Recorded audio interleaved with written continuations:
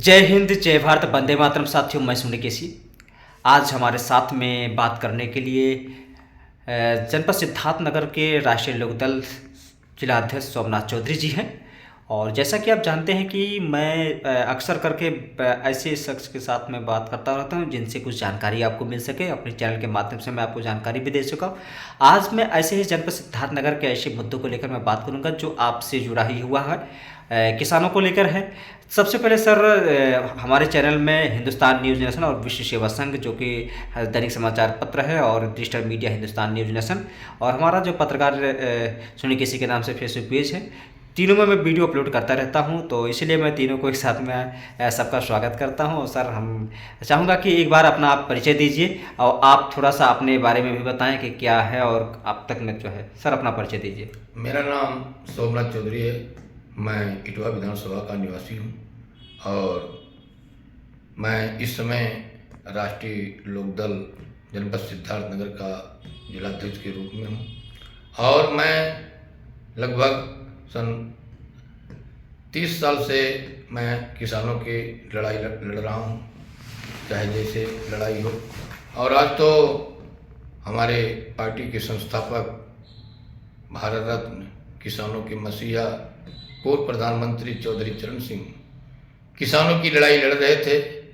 आज उन्हीं के निर्देश के क्रम में हम सिद्धार्थनगर में किसान गोष्ठी भी मना रहे हैं और लड़ाई भी करने के लिए मैं वादा किया हूं कि किसानों की कोई समस्या होगी, हम अपनी पार्टी के साथ हम हर समस्याएं लड़ने के लिए तैयार हूं। कहीं कोई दिक्कत नहीं होगी, चाहे किसानों के बीज का मामला हो, किसानों के खाद का मामला हो, या धान के क्रय केंद्र का मामला हो, कहीं भी किसानों की लड़ाई लड़ने के लिए मैं हमेशा तैयार हूँ। जी जी, किसानों को लेकर आप लड़ाई लड़ने की तैयारी जो आप कर रहे हैं, तो इसी के लिए जो कि किसानों को लेकर अक्सर बात होता है, बहुत सारी समस्याएं होती है जनपद सिद्धार्थनगर में है। तो सर, मैं आपसे समझना चाहूँगा कि जनपद सिद्धार्थनगर जो कि तराई बेल्ट है और गौतम बुद्ध से जुड़ा हुआ ही है, तो मैं आपसे समझना चाहूँ कि जनपद सिद्धार्थनगर में ऐसी क्या समस्याएं जो किसानों को लेकर हर साल जूझने को मिलता है और इसका क्या समाधान हो सकता है, थोड़ा सा मैं आपसे समझना चाहता हूँ। ऐसा है, किसानों की जो समस्याएं आती हैं वो जो ग्रामीण अंचलों में जो छोटे छोटे दुकान हैं और जो सहकारिता गोदाम हैं, वहाँ कुछ ऐसे बिचौलिए लोग हैं जो किसानों के नित को दरकिनार करके स्वयं अपना जिम्मेदार बनते हैं और वहाँ वसूली करते हैं। ऐसे हालात में हम किसानों की लड़ाई लड़ने के लिए तैयार हैं। अच्छा सर, अक्सर देखा जाता है कि किसानों की जो सरकार की, जैसे आप भी सरकार में ही हैं, एनडीए में भी शामिल हैं, और ऐसे में है तो क्या किसानों की आय दोगुनी की जो बात होती है, तो किसानों की आय दोगुनी सर मतलब कैसे हो सकता है, कैसे क्या मतलब है? और उसमें यह है कि हम अलायंस में हैं। हमारे राष्ट्रीय अध्यक्ष किसानों के गन्ना के लिए उन्होंने लड़ाई लड़ा पार्लियामेंट में, और जो उन्होंने गन्ना के रेट डिमांड रखे वो सरकार को संतुष्टि मिली है, सरकार उस पर तैयार है।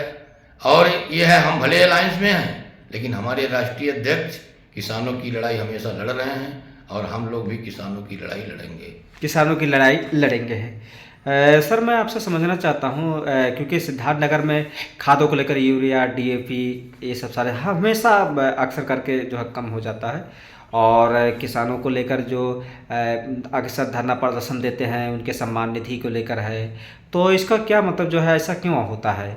उसमें ऐसा है कि सरकार जो हमारे शीर्ष नेतृत्व हैं वहाँ से ज़्यादा कमियाँ नहीं है। कमियाँ केवल ज़िले के लेवल पर है, जिससे हमारे किसानों की दिक्कतें आ रही है। हम लोग निगरानी कर रहे हैं, कहीं भी दिक्कतें हों तो हम अपने शासन को अवगत कराएं, अपने राष्ट्रीय अध्यक्ष को अवगत कराएं, जिससे यहाँ हमेशा कोई किसानों के लिए कोई दिक्कत ना हो। और आगे चल करके मैं ये वादा करता हूँ अपनी पार्टी की तरफ से, हम अलायंस में हैं लेकिन पार्टी की तरफ से मैं वादा करता हूँ कि किसानों की कोई दिक्कतें नहीं होगी सिद्धार्थनगर में। और जिलों में अभी हमारे पदाधिकारी लगे हुए हैं, चाहे गेहूँ क्रय का केंद्र हो, चाहे धान क्रय का केंद्र हो, चाहे सोसाइटी हो, कहीं भी हम लोग ऐसी दिक्कतें नहीं आने देंगे। ऐसी दिक्कतें नहीं आने। सर मैं आपसे ये समझना चाहता हूँ कि जहर अक्सर करके देखिए इसमें जो है रासायनिक दवा खाद टाली का प्रयोग किया जाता है और इसमें जो है बहुत सारे जहर होते हैं, चूँकि जानते हैं क्योंकि बिना जहर के जो है ये तैयार ही नहीं होंगे। तो ऐसे किसान क्या करें, कौन सा ऐसा काम करें, किस पद्धति से काम करें कि जिससे किसानों का जो बीमारियां जो कि अक्सर करके जब खाद बीज डाला जाता है रासायनिक का तो बीमारियां होती है, स्वाभाविक है, हर कोई जानता है। तो किस प्रकार की खेती करें जिससे किसान की जो फसल हो, फल फूल सब्जी या जो भी तैयार हो, वो जहर मुक्त हो। अभी हम लोग सिद्धार्थनगर में राष्ट्रीय अध्यक्ष के निर्देश के क्रम में माननीय प्रदेश अध्यक्ष के आदेश के अनुपालन में हम लोगों ने पूर्व प्रधानमंत्री चौधरी चरण सिंह के जयंती के उपलक्ष्य में पूरे 5 विधानसभाओं में किसान गोष्ठी का आयोजन हम करने के लिए तैयार हैं। सारे विधानसभाओं में तिथियां भी निर्धारित कर गई है और वहाँ किसान गोष्ठी में किसानों के समक्ष ये पहले मैं रखा हूँ कि आप लोग ये प्रयास करिए कि जहर की खेती ना करें और कीटनाशक रसायन बहुत कम प्रयोग करें। प्राकृतिक खेती पर आप लोग आधारित हो। प्राकृतिक खेती के लिए हमारे ज़िले में ऐसे टेक्निकल इंजीनियर हैं कि जो आप लोगों को ट्रेनिंग देने के लिए तैयार हैं और आप लोग ट्रेनिंग लीजिए और प्राकृतिक खेती पर गोबर और जो प्राकृतिक जी गोबर और जो सारी चीज़ें बता रहे बहुत बढ़िया है, आपने बहुत से बढ़िया बना हुआ है उसी का ही प्रयोग करें, जिससे आगे चल करके कीटनाशक का न प्रयोग किया जाए, न रासायनिक खाद का प्रयोग किया जाए, जिससे जहर मुक्त किसानों का पैदावार हो। किसानों का पद बहुत बढ़िया आपने जो कहा है। और मैं साथ ही मैं आपसे इस पर भी जानकारी देना चाहूँगा कि सरकार के द्वारा यानी राज्य सरकार के जैसा सर आपने बताया प्राकृतिक खेती हो तो योगी सरकार ने भी बहुत बढ़िया ही किया है कि गंगा के किनारे जितने भी 4-5 किलोमीटर दूरी पर है वहाँ प्राकृतिक खेती अनिवार्य कर दिया गया है। और साथ में प्रत्येक जनपद में अब इसमें प्राकृतिक खेती के लोगों कृषि विज्ञान केंद्र जो बने हुए हैं उनके यहाँ बजट भी आ गया है कि प्राकृतिक खेती को बढ़ावा दिया जाए और हर ब्लॉक में ऐसे से 14-15 किसानों को चयन किया जाए जो प्राकृतिक खेती करें, चाहे वो सब्जी का करें, धान का करें, गेहूं का करें। तो इसे कहीं ना कहीं मतलब जहर मुक्त किया जा सकता है, जैसा कि सरकार की भी मंशा है और हमारे जो अध्यक्ष जी ने भी कहा कि किसान की गोष्ठी का आयोजन कर रहे हैं और किसान की गोष्ठी में प्राकृतिक खेती का विषय जरूर रखा जाएगा है और ये बहुत बढ़िया चीज़ है और जनपद सिद्धार्थनगर वासियों के लिए भी ठीक है। और आप लोग भी अगर किसान हैं तो बिल्कुल आप प्राकृतिक खेती की तरफ रुझान कीजिए। ठीक है, रासायनिक जो चल रहा है उसमें धीरे धीरे उससे छुटकारा पाने का प्रयास कीजिए, ये बहुत बढ़िया है। सर मैं आपसे समझना चाहूँगा कि इसमें आपको लगातार आप जनपदों में विधानसभाओं में भ्रमण कर रहे हैं, किस उद्देश्य से लेकर आप जो किसानों के बीच में जा रहे हैं, क्या आगामी आपका जो है तैयारियां हैं? हम सबसे पहले तो किसान गोष्ठी के माध्यम से किसानों को समझा रहे हैं कि आप लोग खेती प्राकृतिक विधि से ही करें जिससे जहर मुक्त पैदावार हो।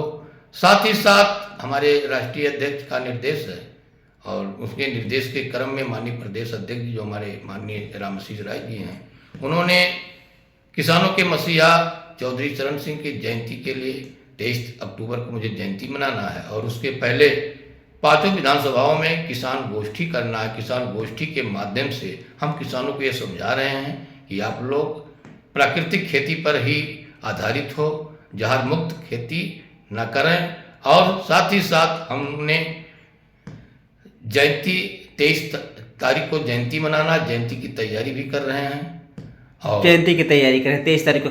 सर जो जयंती के तहत तो क्या किसानों को भी आप सूचना देंगे, ये मतलब जो है इसमें आ सकते हैं, कोई भी किसान आ सकते हैं इस जयंती में?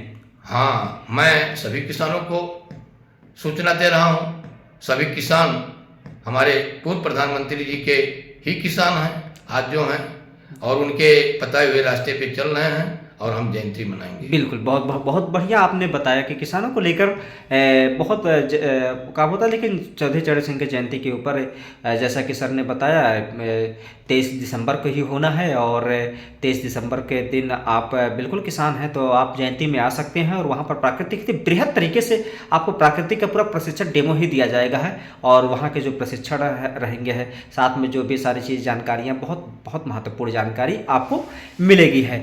और मैं ये ऐसे समझना चाहता हूँ सर, जो जनपद सिद्धार्थनगर है यहाँ पर दो चीज़ें, एक तो कहा जाता है कि कुर्मी समाज के लोग भी आवाज़ उठाते रहते हैं, और साथ में कि यहाँ पर ऐसी जो समस्याएं हैं मूर्ति को लेकर है कि जनपद सिद्धार्थनगर में मूर्ति नहीं है, तो इसको लेकर आप क्या कहेंगे और क्या ये भविष्य में मूर्ति लग सकता है सर? हाँ, हमारे पार्टी के जिम्मेदार पदाधिकारी जो हैं उन्होंने निर्देश दिया था कि पूर्व प्रधानमंत्री चौधरी चरण सिंह का जयंती आप उनके चित्रों पर माल्यार्पण करते हुए तो जयंती मनावें, लेकिन मैं यहाँ के अधिकारियों से पता लगाया तो ये पता चला कि यहाँ हमारे पूर्व प्रधानमंत्री किसानों के मसीहा चौधरी चरण सिंह का मूर्ति ही नहीं लगा है और न पटेल जी का मूर्ति लगा है। इससे हमारे किसानों में बहुत ही रोष है कि आज तक जिले के किसी भी मुख्यालय पर, किसी भी चौराहे पर कहीं भी कोई मूर्ति, चाहे सरदार वल्लभ भाई पटेल जी का हो या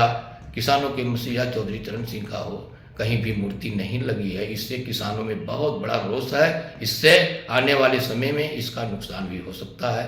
मैं आपके माध्यम से संदेश देना चाहता हूं कि मूर्ति के लिए आप मेरी आवाज़ उत्तर प्रदेश शासन और राष्ट्रीय अध्यक्ष तक पहुंचाने का कष्ट करें। जी, बहुत बढ़िया।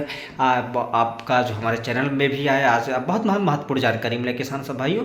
और साथ ही मैं आपसे चाहूँगा कि अगर आपको और भी जानकारी चाहिए तो बिल्कुल आप कमेंट करें, और मुझे किस विषय पे वीडियो बनाना चाहिए इसकी भी आप मुझे कमेंट करके बताएं, और उसमें मैं आगामी बनाऊँगा है। और सर, आप हमारे चैनल में आए इसके लिए मैं बहुत बहुत आपका आभार प्रकट करता हूँ, और ऐसे ही आप समय समय पर आते रहे, हम लोग को जानकारी भी देते रहेंगे हैं। ये हमारे दर्शक बंधु जो भी हैं देख रहे होंगे उनके लिए मैं भी वही प्रार्थना करता हूं कि अभी प्राकृतिक खेती की तरफ बढ़े। तो बस आज के लिए इतना ही, चलिए लगे रहिए। जय हिंद, जय भारत, वंदे मातरम साथियों, नमस्कार।